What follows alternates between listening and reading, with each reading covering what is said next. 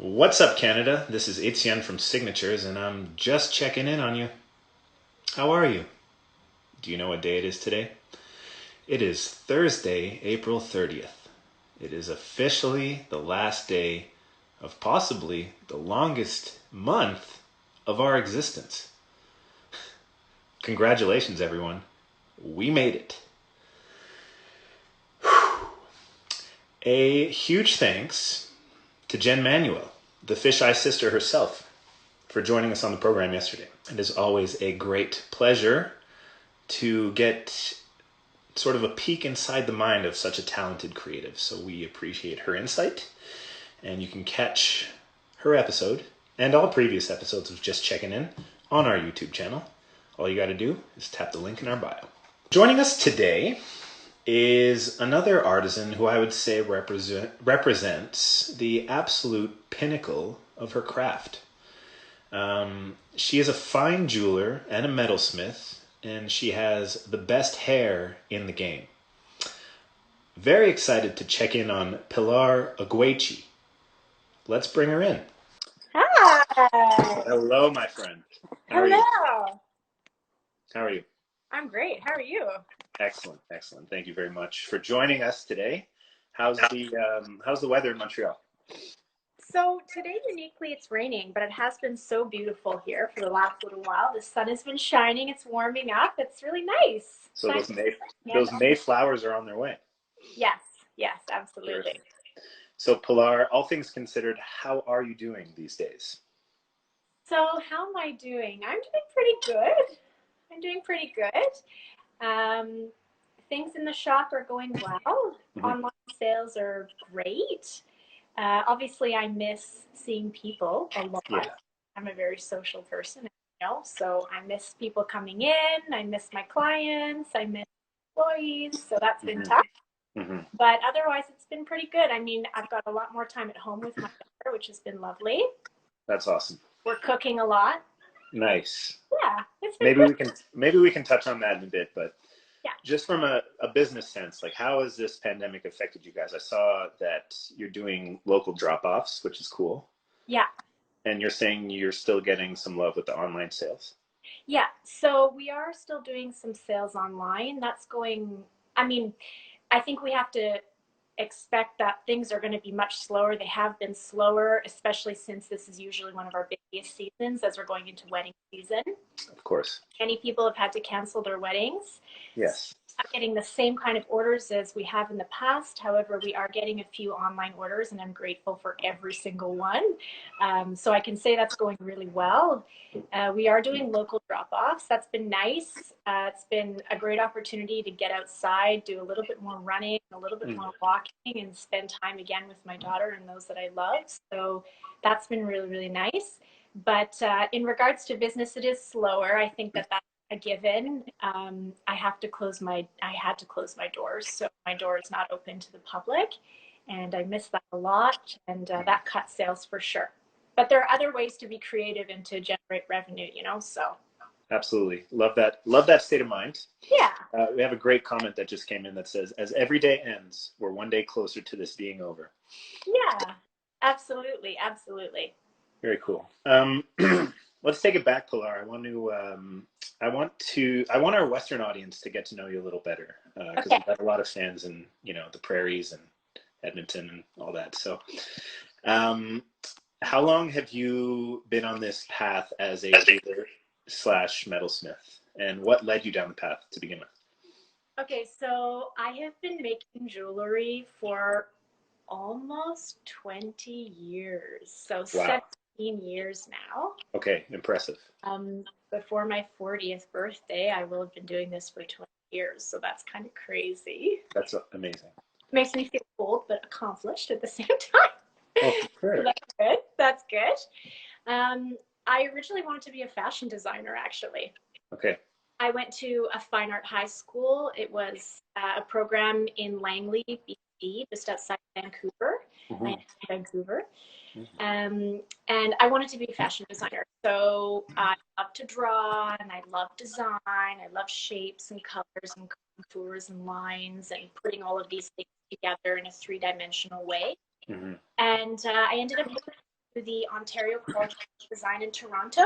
Yes. And they did not have a fashion program there. However, I signed up for material arts and design, so that textiles, ceramics, and jewelry. And in the end, I chose jewelry. And I think there were two reasons why, maybe three actually. The first reason jewelry was a big part of my family history. Being a person, you know, you get little jewels and things when you're little. Right. I also spent a lot of time in my teenage years in a metal shop. So my stepdad, who built bikes at the time, I spent a little bit of time with him in a metal shop, and I liked using the machines and the equipment. I got an ear for that kind of stuff. And also, I found jewelry making really challenging at the beginning. I'm a sucker for a challenge. I love a little bit of hard work. So yeah, it was good. I really enjoyed it. Something just gripped me. And I think that most people will tell you that if you start a jewelry class, there's something about it that hooks you. There's something meditative about it. There's a great accomplishment in it as well. The learning curve is steep, but once you get a few things like soldering and the way to handle the tools and finishing the work, you start to get into it. So that's awesome. And I love hearing how passionate you are just talking about it. And it is really reflective in your work as well. I sometimes, I don't like, I have never told you this, but sometimes I'll just browse your Instagram page just for the fun of it, because it is expertly curated and full of your wonderful work. I wanted to know, like, from a creative process standpoint, like, how do you come up with such amazing shapes and aesthetics? Well, I mean, I just draw on the basic fundamental shapes of design. Okay, so I by no means lay claim on those. Those are circulated worldwide and have been for many, many years. Right. I always try to start with the basics and start with the basic forms and simple lines, and then take it from.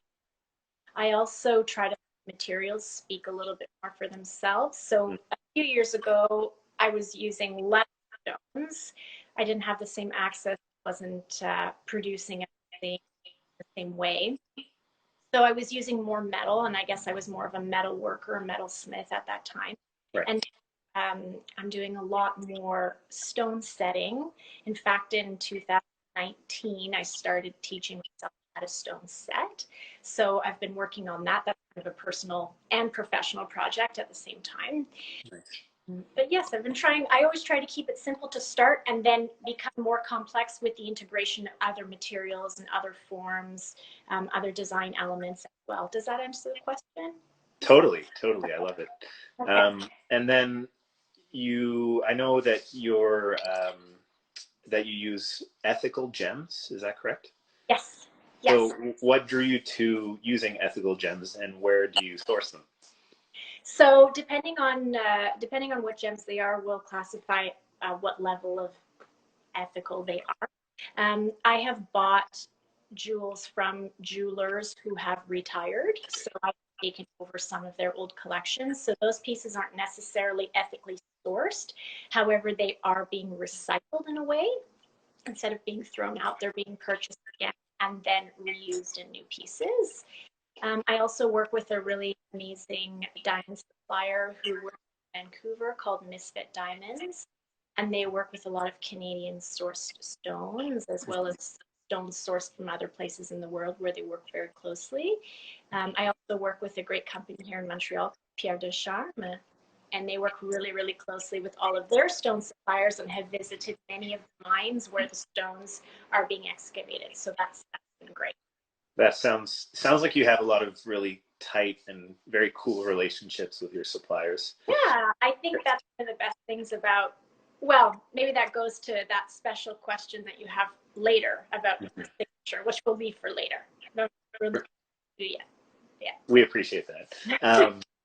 So with your relationships with your suppliers, and I know that you have a shop in Montreal, like what's the sort of the vibe within the community of, I guess, makers and suppliers for you? Like, how would you describe it, and how has it helped you in your career?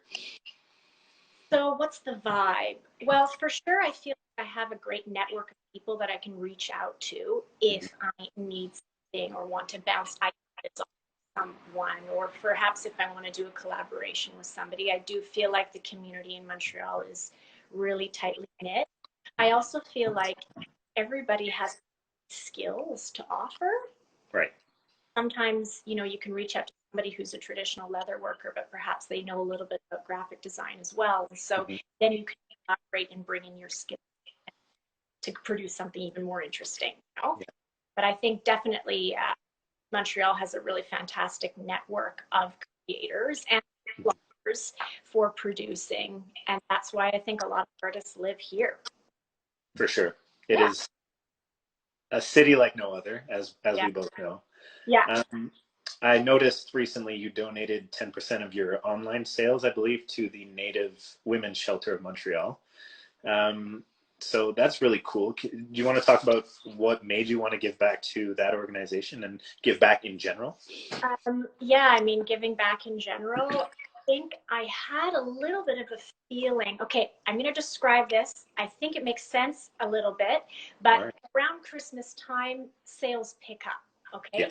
And when sales start to pick up, I feel very fortunate and very lucky that I get to make jewelry that people want to buy, and that makes me feel good. And I feel very fortunate for that.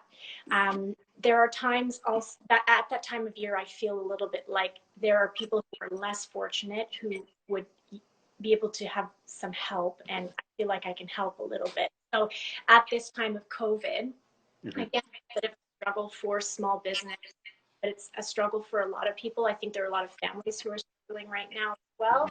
And I wanted to find something that was a little bit meaningful to me and to give a little bit back. Well, we love to see it. And big congrats on that endeavor, because I saw you guys raised a pretty substantial amount of money. So we did. And you know what? I'm going to say it was our most successful sale we have ever had online ever. Terrific. So congrats. I think that people really wanted to contribute, Yeah. I feel like one of the best things that is coming out of this pandemic is sort of people coming together to support others. Yeah, absolutely. I'm glad we're seeing it with you. So how long have you had that shop in Montreal, and what neighborhood is it located in? Okay, so we are in La Petite Patrie. We're just a little bit south of Little Italy. We're just a little bit north of Mile End. We're in a really, really cool spot that is really growing into something fantastic. I've been here 2.5 years. We're coming up to 3 September. Very cool. Yeah, it's a dream come true. That's amazing. I'm just gonna check my list of questions here. So in this pandemic, it can be tough on people's mental health. Do you have ways to sort of overcome that? How do you maintain like good mental health and keeping things creative? In keeping things creative. Well, I think one thing that's really important is to get outside. Is to what, sorry? Get outside. Okay. Okay. To get outside and to get some fresh air. I think it's really important. And as I tell you this, I'm reminding myself of this as well, right? This is good. I think it's really important to let things go a little bit as well. I am always reminded by somebody who I love very much. I'm a little too hard on myself. So I try to think like, okay, we don't have to follow the routine exactly. My daughter doesn't have to do this lesson today or at 1 o'clock. It could be at 1 o'clock instead. It's good for mental health to lay off yourself a little bit and give yourself a bit of a breather, and to forgive yourself a little for the little imperfections, I would say, for sure. But spending time outside has been a big one for us. We've been spending a lot of time outside the parks and running around and doing what we can to get Yeah. Thank goodness that this didn't peak during like the coldest part of winter. Absolutely. I agree 100%. Yeah. So what are some of the challenges that you've faced, sort of juggling this small business and running the shop, but also like the whole parenting thing? Oh my God. Yeah, it's been a challenge. It's really been a challenge. I'm not going to lie. Like, I remember, I think, at a certain point, I think we kind of were listening to the radio. We knew this was coming, but we weren't really sure how it was going to affect us. And I remember Legault announcing that they were going to be closing the schools and the daycare. And I went, oh my gosh, they're going to close the daycare, you know? Oh, yeah. I said that, I went, oh my goodness, how am I going to manage? So quite honestly, for the first week, I tried, but I couldn't do it. I couldn't bring my daughter to work and try and do everything I wanted to do with it. It wasn't fair for her. And I wasn't getting what I wanted to get done. So I decided that I was going to stay home. So I'm home with my daughter Sunday until Thursday at noon. And we have a wonderful routine at home. Nice. About an hour, Monday, Tuesday, Wednesday, to do a little bit of work stuff. But otherwise, I've made it super clear that I'm only working on Thursday afternoon, Friday, and a little bit on Saturday. Cool. Yeah. So we caught, we caught you at the right time then. Yes. That's awesome. So what have you guys been enjoying cooking the most? Ooh, lots of baking. Yeah. Lots of cookies. Nice. I discovered, I've always had peanut butter cookies when I was little. I'd never made them as an adult, and I have a great recipe. Don't ask me exactly which one it is, but I do have it bookmarked on my phone. It's a great recipe for peanut butter cookies with chocolate chips. They're so yummy. Oh, so it sounds so simple and so delicious. Really, really hard. Right. And you know what's really good is when you take one and then you put some ice cream and then you put on top. So, Tina made these ginger snap cookies with like a cream cheese sort of frosting in the middle for Christmas time, and I've been begging her to make them again. So good. I think she's watching, so she should be taking notes. Do you want to take a look at some of the questions that were sent in? Yes, I'm super excited to see these. Okay. Excuse me. This question asks, how many times have you burned yourself, and what is the worst burn story you have? Okay, so burning is not as much of an injury as people would think being a jeweler. Okay. I've only burnt myself, not with the flame, but by putting my hand down on something I thought was cool, but in fact it was boiling hot. That only happens when you're really tired. Okay, I learned my lesson in college. Like, do not work long hours in the studio. It's really unhealthy and unsafe. But the worst one I ever got was on my index finger when I did this to pick up a piece. I thought it was cool, and I picked it up with my hands, and it was very hot. Yeah. It reminds me of the one and only time that I put a pan in the oven, forgot about it for 5 minutes, and then picked it up, and it's bad news. Yeah. So now the rule is always put a towel on top of the handle. Okay, there you go. Yeah, we learn from those things. We do. Okay, next question. I love this one. What is the most badass part of making jewelry? Do you consider yourself a badass, Pilar? What's the most badass part of making jewelry? Is it that, can I say that I have a huge collection of tools? Yes. Pretty badass. Yes. Yeah. I hope you don't take offense to this, but like on first glance of you and your aesthetic, I wouldn't expect you to have like a huge arsenal of tools. So it's kind of like this amazing surprise. I hope that makes sense. Yeah. Okay. Next. Absolutely. I was going to say, judge a book by its cover. You never know. Exactly. This one is asking, who are your biggest influences in fashion and design? Who are my biggest influences in fashion and design? I would say that I'm not one of those people who has a list of famous people that they love or that they follow. I've always looked up to people who inspire me for different reasons. Cool. I would say for me, one of my biggest inspirations is an amazing contemporary jeweler, Canadian woman named Jen Kerman. I hope she's watching. Me too. She is a wonderful person, an incredible businesswoman, and incredibly talented and creative. And I've learned so much from her, and she's somebody I look up to a lot. That's amazing. Huge shout out to Janet. Yeah. Very cool. Finally, we want to know, what is your go-to dessert, homemade or otherwise? And I think we just touched on it earlier. Yeah, ice cream, baby. Ice cream. Love it. Favorite flavor? Ice cream. I've eaten ice cream every day of my life since I was, as long as I can remember. I mean, the last year has been a little bit different, but yes, pretty much all the time. Terrific. Yeah. Amazing.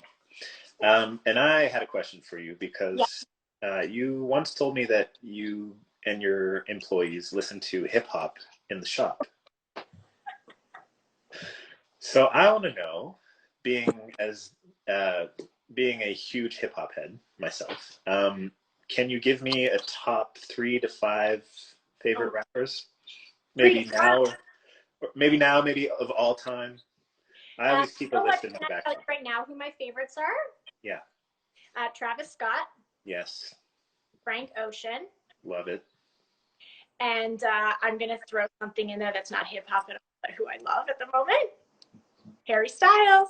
Oh my God. Great artist and great fashion influencer as well. Totally. Very cool. Yeah. I think that about wraps it up for me. Yeah. I want you to let the people know, how can they support Pilar during these times? So you can shop online. You can follow us on Instagram. I try to keep Instagram as fresh and entertaining and fun as possible. We put a lot of question and answer up. So if you see questions up, we'd love to hear from you. You're welcome to purchase online. Shipping is free. If you have any questions as well about any of the work, you're welcome to contact me anytime by email, Instagram, Facebook message. How else? Telephone? Good old-fashioned telephone. We love to. Do people still do that? Yeah, but since this pandemic, my phone is ringing. The phone rings at the shop all the time now. So funny. Terrific. Yeah. I actually just remembered one more question I had. Because I see that you love to work with birthstones. Oh, yeah. So I want to know, what is my birthstone? I'm born in the month of October. Born in the month of October? Yeah. Opal. Opal. Yes. And does Opal tell something about me? Oh, gosh, I have to get my catalog out. Okay. Send me a DM after and let me know. I can send you a DM. I'm going to send you a DM after. Okay. Opal was an amazing month. October was an amazing month, actually. It really is. Again, in 2019, we started doing the birthstone collection. So we launched a capsule collection featuring the birthstone of every single month. And January and February were quiet. People didn't really know what we were doing. And then March came and the spring came and people got excited. And then October arrived and we sold out in 2 hours everything we had in the collection. So we launched a second collection mid-month and sold out within a day. So that one was really well. I think people have been waiting for Opal jewelry for a while. Cool. Good to know. Okay. And then our final question. Our recurring segment to close out the show. So what is your signature, Pilar, in life, in art, and in your heart of hearts? So I try to keep things as personal as I possibly can. I try to offer the most personal service I can. I try to remember as many details about my clients as possible. And I try to be personal. I want people to feel comfortable when they come here. I want people to feel welcome. And they're greeted with a nice smile and also with a bit of a relationship. That makes it all the better. And that goes a little bit more to the kind of network of Montreal that's so, so wonderful. For sure. But it also speaks on you, Pilar. In the limited time that we've had face-to-face, it's always been very warm and inviting. Even just walking by your booth, I'm always drawn in. You can tell that you really value human connection, so kudos to you. I do, it's true. So once again, I want to thank you for joining us today on our show. Thank It's you. always a pleasure speaking with you, and Yes, always a pleasure to talk to you too. That was so much fun.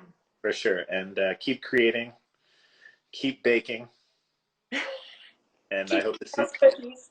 for sure. I hope to see you again in the fall. Yes, I hope so too.